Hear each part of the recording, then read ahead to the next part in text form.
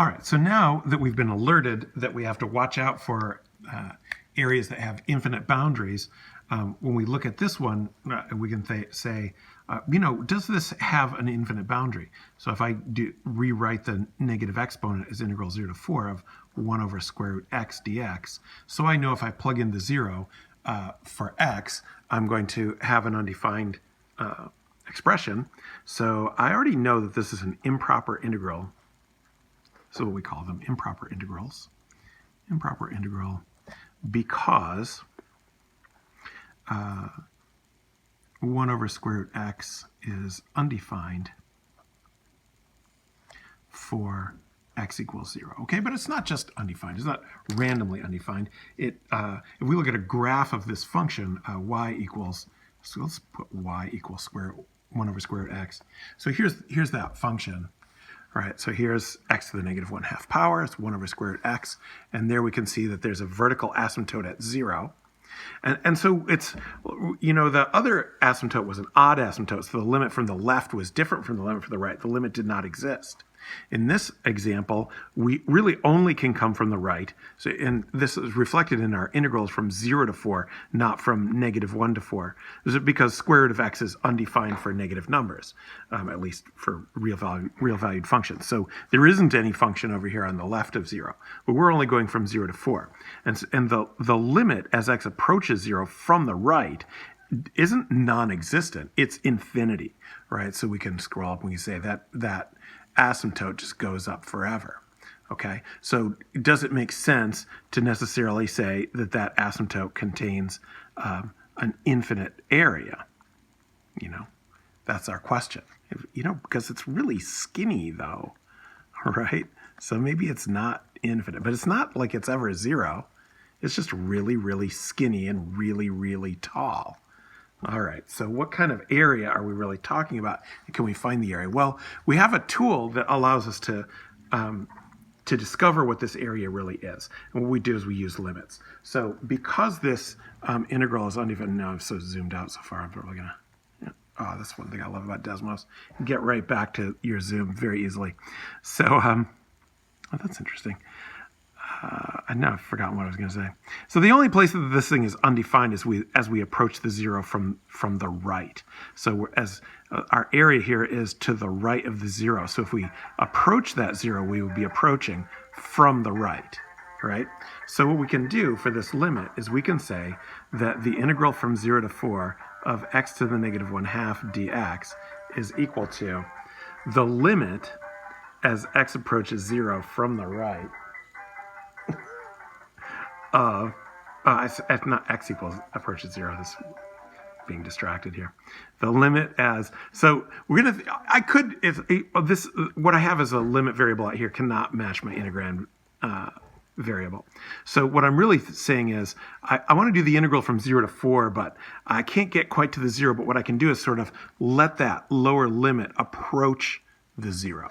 So what's approaching 0 is this lower limit. So let's call the lower limit a, because we usually call the lower limit a and the upper limit b. So we're going to say the limit as a approaches 0 from the right, all right, of the integral from a to 4 of x to the negative 1/2 power dx, all right? So that's what our integral really is. So I can do that, this integral over here, just leaving the a in it as a variable. So we have, and I'll keep the limit statement. So this is the limit as a approaches 0 from the right of 1/2. Yeah, let's go ahead and put the antiderivative. It's actually 1/2 x to the 1/2. It's not. It's 2x to the 1/2, right? So it's x to the 1/2 divided by 1/2. So it's let me rewrite that. Limit as a approaches 0 from the right of 2x to the 1/2 from a to 4, all right? So this is the antiderivative of x to the negative 1/2. You can work that out if you want. I almost wrote it erroneously, but saved at the last minute. Okay, so this limit, now I can go ahead and plug these values in as I normally do.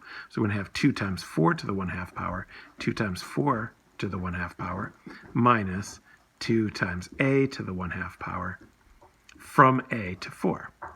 Oh no, I've already done the a to 4. I already plugged in the 4 and the a. Okay, so now I just need to do the limit. So this equals the limit as a approaches 0 from the right of, this is going to be 4 minus 2a to the 1/2. And then the limit as a approaches 0 of 4 is just going to be 4. So this really equals 4 minus the limit as a approaches 0 from the right of 2a to the 1/2, or I'm going to write just 2 square root a. Okay, so now I just think about what is the limit as a approaches 0 from the right of the square root of a. So one thing I can do is just evaluate that by substitution. Whereas if I put in 0 for the a, I don't get anything that's undefined. Therefore, I can evaluate that limit by substitution. I can also think about the graph as a approaches 0 from the right, square root of x approaches 0. Square root of a approaches 0. Right? So that means that this limit is 0, so I have 4 minus 0, and that area is 4. It's 4. It's 4, I say. This graph, with its infinite asymptote, what did I go from? I went from 0 to 4, right? So let's see if we can pull this. I still have decimals here. There's 0 to 4. Let's try to make our y-axis sort of commensurate. Okay. So there. This integral from 0 to 4, including that infinite asymptote, that total area is 4. Right? So I have a graph. Looks like this. Here's 4. Here's my area. The area goes up forever.